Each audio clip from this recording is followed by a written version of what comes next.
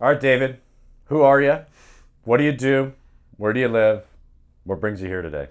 Perfect. My name is David. I'm with the Window Washing Warriors up in northern Alberta. We offer window cleaning, house washing, spraying for spiders. And we're here at the conference in Vancouver, being with the best. Yeah, love that, David.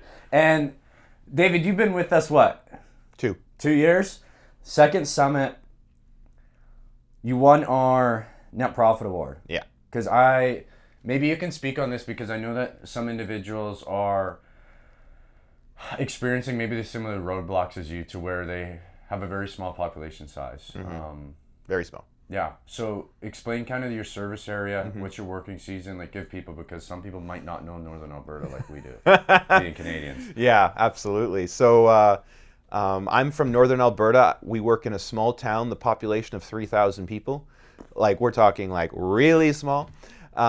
We serve 6 communities. Total population of counties and towns is less than 60,000 people. We're in northern Alberta, so we only have a 6 to 7 month season at best of work.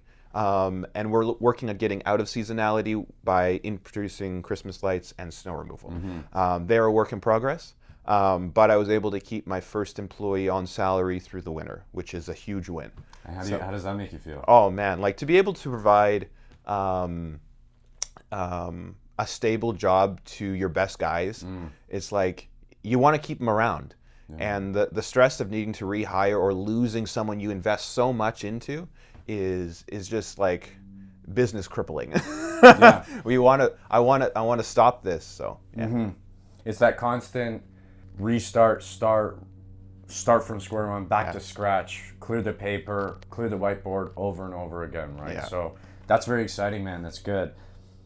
What were some of the roadblocks? You mentioned seasonality. You're working on that. Obviously, community size. If I hear that, because you probably don't have a lot of competition. Not nearly. Okay. So people that are listening to this, I don't want to hear about your competition because the reason why you have so many competitors, their population size is 500,000, a million plus. David would probably destroy you because he comes from a community of 3,000 and 60,000 total. Okay, so keep that in mind, everybody. What other roadblocks were you facing, David? Well, I went through a list of problems. Actually, I learned this from Alex Hormozy, listening to him on YouTube, that there are problems and there are opportunities. And I actually made a list about a month ago of all the opportunities that I want to expand into, increasing, average job size, increasing profitability, increasing charge rate, like lots of good metrics. But they're all opportunities. Not one of them is going to make my business fall apart. And so then I went through and said, okay, what are my problems? Like, what is something that's holding me back? And then I quantified them on, a $10,000 problem, a $30,000 or a $50,000 problem. And there's like 6 $50,000 problems that are costing me my business right now. And that's why I do not have $1 million business yet. So if I solve these problems, I'll be able to get to scale. Yeah. And so, seasonality, we talked about one, is massive, being that we're so northern. Yeah. I think we're the most northern people in HSBC. Yeah, maybe once we get up to the territories or Alaska. Right? Like you got the tag. Right? I got the tag right now. Yeah. And so, if I can do it with being so hyper seasonality, anyone can do it. Yeah. Right? Like I'm literally the north.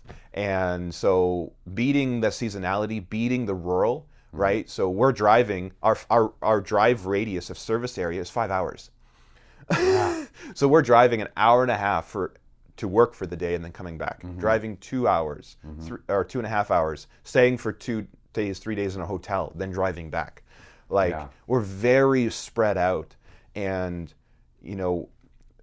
those are big problems. So we're looking at hiring locations in other towns, but then the problems are training, oversight, franchise problems. Yeah. Being such a small business, these are big roadblocks. Yeah. But the opportunity is in the problem, because nobody else does this. Everyone in the small towns have their little business. They can't grow because they're in their little town. They can't scale. They can't offer more value.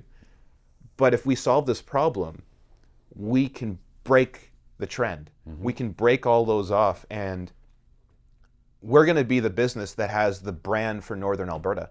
Like we already have more reviews than any competitor in Northern Alberta. Well over 100 Google reviews. And I'm like, man, we can take on like the major cities soon. Like, because other companies aren't coming to rural places. There's a huge opportunity for underserviced people in small towns. Yeah, man. And we can give them high quality service, high quality value that they can't get anywhere else. And so it's kind of fun to be the confident person going, we're going to your door, we're knocking on your door, we're selling you, and like, hey, we're the best. And you don't have another option for the best. So David, on that point, man, you won our Net Profit Award. Yes. Up to you if you want to share your numbers. You came to us doing a certain percentage, let's say.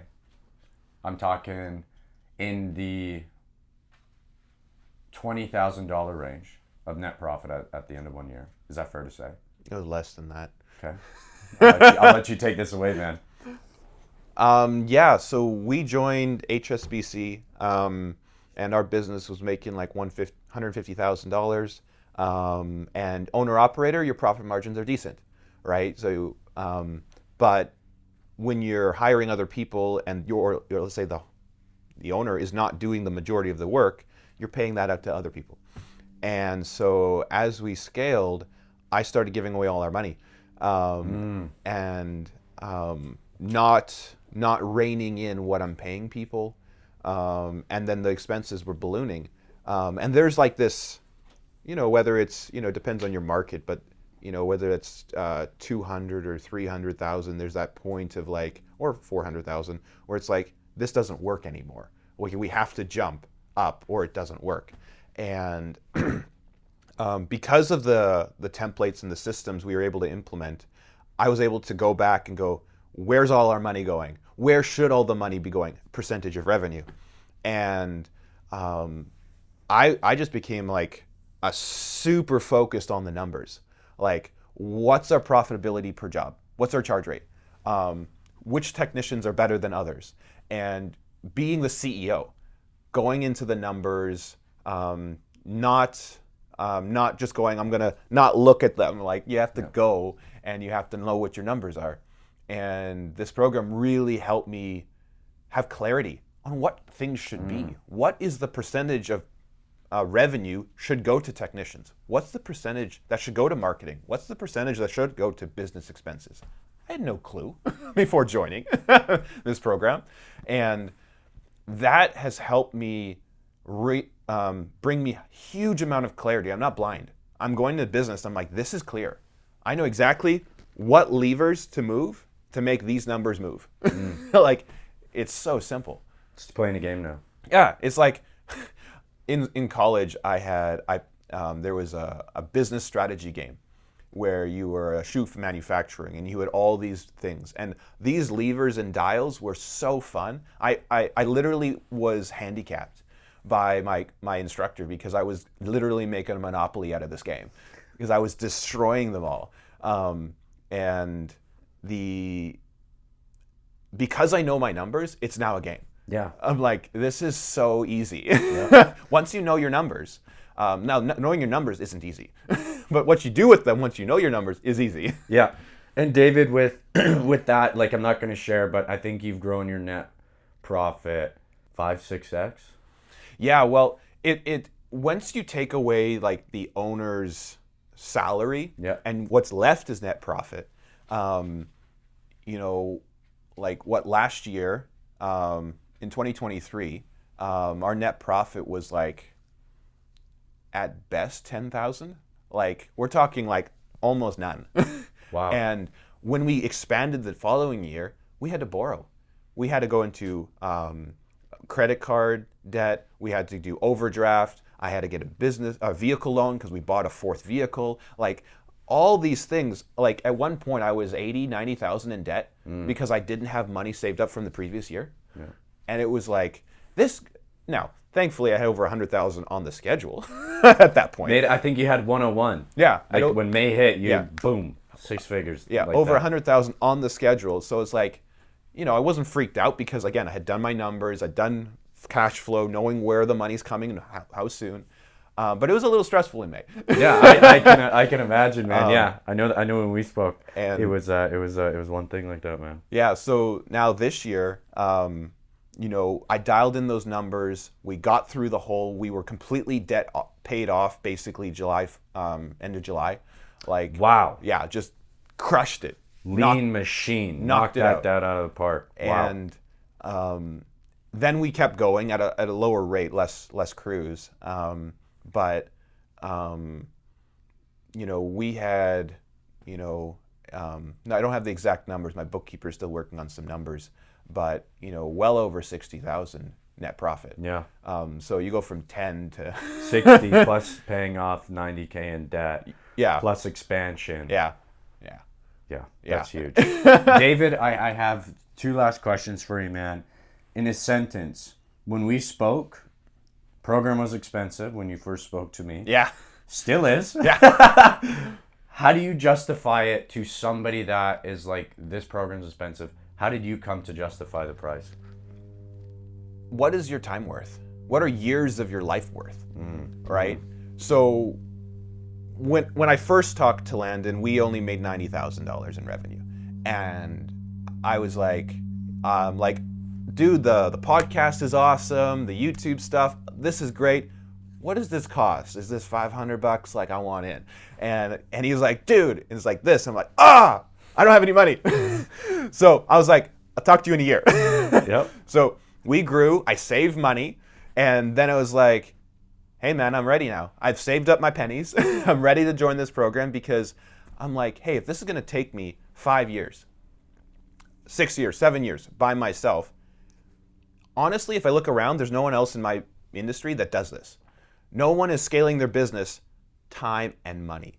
There's quite a few people, contractors I know, that making $1 million, making $2 million, making $3 million, but they are 80-hour weeks, year round, stressed, gray hair, wrinkles coming out of their faces.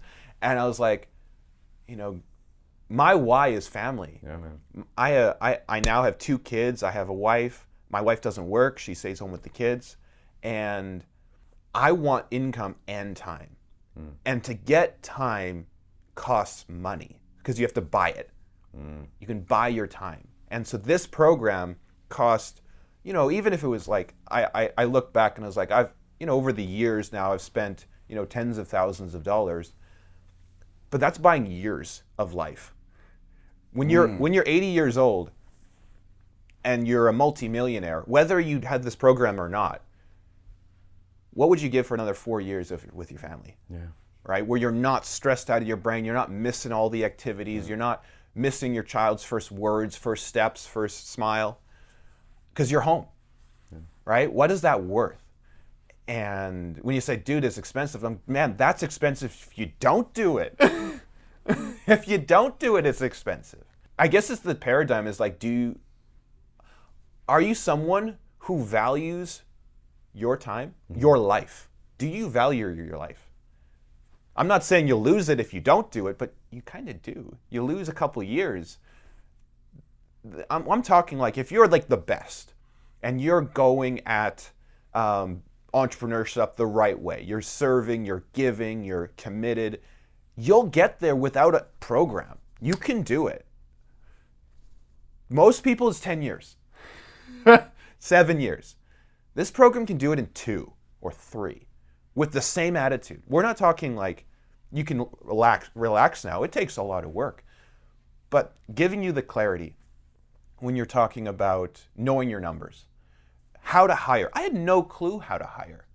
My baba, I have Ukrainian background. My baba was asking me how much I've spent in this program. I've told her, and she's like, "What? You spent that much money? What did you learn?" I was like, this. Can I stop? This. And she's like, "Okay, I get it." Fair enough, man. David, I don't mean to cut you off here, man. One word. How would you describe HSBC to somebody? And how your experience has been. One word. I'm going to put a hyphen between the 2 words. No-brainer. No-brainer. Like, this is a no-brainer.